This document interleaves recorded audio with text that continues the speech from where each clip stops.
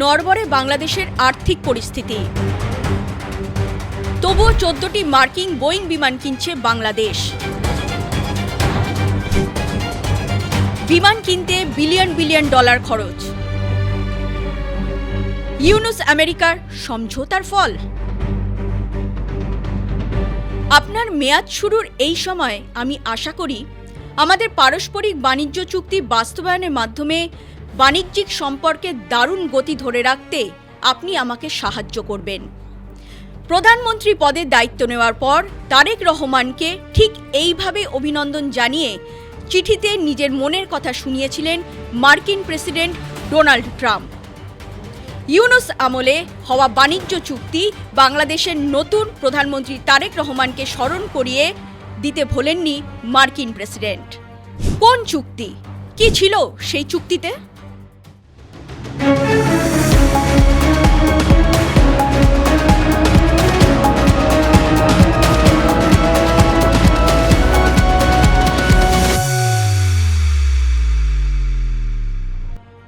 ইউনুস আমলে বাংলাদেশ মার্কিন যুক্তরাষ্ট্রের মধ্যে একটি বিশেষ বাণিজ্য চুক্তি স্বাক্ষরিত হয়েছিল।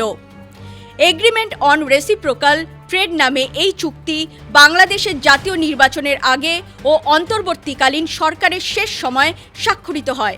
আমেরিকার সঙ্গে বাংলাদেশের এই চুক্তি আদতে দেশের জন্য কতটা লাভজনক সেই প্রশ্ন উঠেছিল বিস্তর।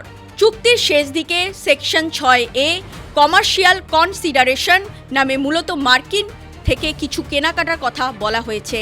সেগুলি হলো, বাংলাদেশ আমেরিকা থেকে বোয়িং বিমান কিনবে 14টি, 15 বছরে জ্বালানি কিনবে 1500 কোটি ডলারের, বছরে কৃষিপণ্য আমদানি করবে 350 কোটি ডলারের। প্রশ্ন ওঠে, এত বাণিজ্য চুক্তি শুধু কি ক্রয় বাড়ানোর জন্য, নাকি বর্তমানে দেশের অভ্যন্তরে বিমানগুলির সত্যি চাহিদা আছে?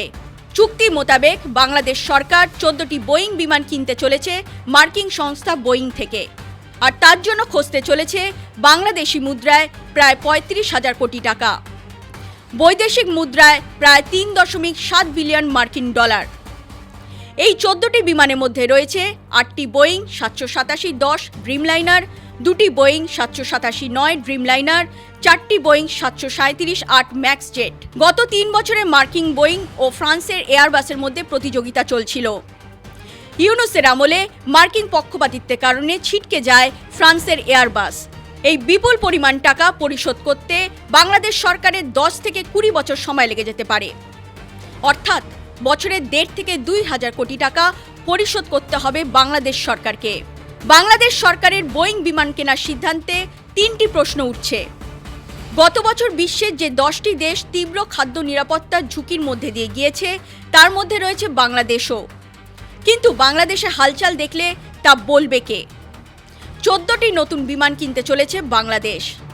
দেশের অভ্যন্তরে সমস্যাগুলি যেমন কর্মসংস্থান, খাদ্যজনিত নিরাপত্তা তৈরি করা, বিদ্যুৎ সংকট না মিটিয়ে কেন কোটি কোটি মার্কিন ডলার ব্যয় করে বিমান কেনার তৎপরতা বাংলাদেশ সরকারের? ইউনুসের সঙ্গে মার্কিন সমঝোতার ফল ভুগছে কি বর্তমান সরকার? মধ্যপ্রাচ্যে যুদ্ধের প্রভাব পড়েছে গোটা বিশ্বে।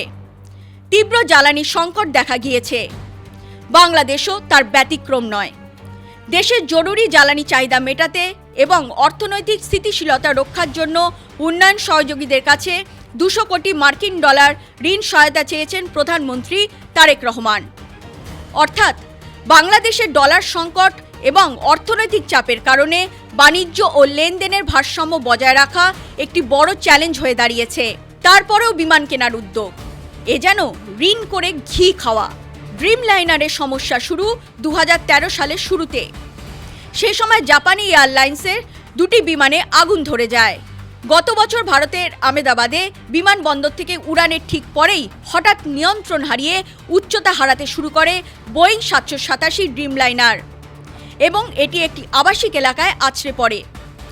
এই ভয়াবহ দুর্ঘটনায় একজন বাদে চালক ও যাত্রী সহ বিমানের সবাই নিহত হন। পাশাপাশি তখন থেকে এখনো পর্যন্ত দেশ বিদেশে মার্কিন বোয়িং সংস্থার বিমান পরিষেবা নিয়ে একাধিকবার প্রশ্ন উঠেছে। এছাড়াও গত 5 বছরে বোয়িং বিমানের নিরাপত্তা সংক্রান্ত একাধিক ঘটনা ও দুর্ঘটনা ঘটেছে, যার মধ্যে সবথেকে বেশি আলোচিত হল বোয়িং 737 ম্যাক্স এবং বোয়িং 787 ড্রিমলাইনার সংক্রান্ত ঘটনা। 2036 সালে আমি বোয়িংয়ের একটা চালান পাবো, তার জন্য আমি 14টা বোয়িংয়ের জন্য আমি অর্ডার দিয়ে ফেললাম। যে বোয়িং নিয়ে ইতিমধ্যে অনেক বিতর্ক আছে, যে বোয়িংয়ের অনেক ধরনের ত্রুটি দেখা যাচ্ছে, অনেক দেশ বোয়িং কিনছে না, ফলে বোয়িং ডাম্পিংয়ের জন্য কি আমাদেরকে এটা বাধ্য করা হলো? 2019 সালে বোয়িংয়ের গুণমান নিয়ন্ত্রণ ব্যবস্থাপক জন বার্নেট এক চাঞ্চল্যকর তথ্য ফাঁস করেন। তিনি অভিযোগ করেন বিমানের ফ্লাইট কন্ট্রোল সিস্টেমে তারের সংযোগস্থলে অত্যন্ত অবহেলা করা হয়েছে। নাট বল্টু টাইট করার সময় সেখানে ধাতব গুঁড়ো ফেলে রাখা হয়েছে। বার্নেট আরও অভিযোগ করেন বিমানে ত্রুটিপূর্ণ বা নিম্নমানের যন্ত্রাংশ ব্যবহার করা হচ্ছিল। 2024 সালের জানুয়ারিতে স্যাম সালেপুর নামে বোয়িংয়ের আরেক প্রকৌশলী বিস্ফোরক অভিযোগ করেন।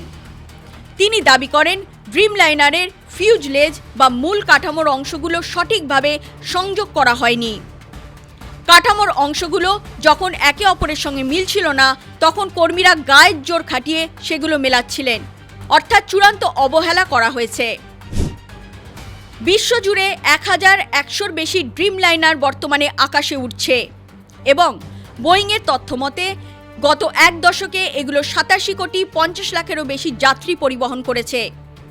তবে বোয়িংয়ের পরিষেবা নিয়ে কিন্তু প্রশ্ন থেকেই যাচ্ছে এবং আরও প্রশ্ন উঠছে, বর্তমানে বোয়িং নিয়ে বিস্তর অভিযোগ থাকা সত্ত্বেও কেন দেশের মানুষের জীবনের সঙ্গে সমঝোতা করে বোয়িং কেনার চুক্তি সেরেছিলেন সাবেক ইউনূস সরকার। এক্ষেত্রে অনেকে হয়তো যুক্তি সাজাবেন, ট্রাম্পের পাল্টা শুল্ক নীতির কাছে মাথা নত না করা ছাড়া উপায় ছিল না ইউনূস সরকারের। কারণ বাংলাদেশের ঘাড়ে 35% শুল্কের বোঝা চাপিয়েছিল মার্কিন সরকার। প্রশ্ন, তাই বলে দেশের মানুষের জীবন নিয়ে ছিনিমিনি খেলা? বাংলাদেশের অনেক অর্থনীতিবিদ মনে করছেন এইসব চুক্তির পেছনে অর্থনৈতিক ফেভারের চেয়ে সাবেক ইউনূস সরকারের পলিটিক্যাল ফেভার অর্জন করাই মূল লক্ষ্য ছিল। আর সেটা করতে গিয়েই ইউনূস চুপিসারে একের পর এক চুক্তি সেরে ভাসিয়ে গিয়েছেন বাংলাদেশবাসীকে। ইউনূসের এই কর্মকাণ্ডের জন্য আগামী দিনে জবাবদিহিতার মুখে পড়তে হবে বর্তমান বাংলাদেশ সরকারকে, কারণ তাদের আমলেই চুক্তিটি ফাইনাল হয়েছে, অথচ এর চূড়ান্ত ভিত্তিপ্রস্তর স্থাপন করে গিয়েছেন ইউনূসই। এরকম আরও তথ্য ও খবর পেতে নজর রাখুন জিওপালস টিভিতে।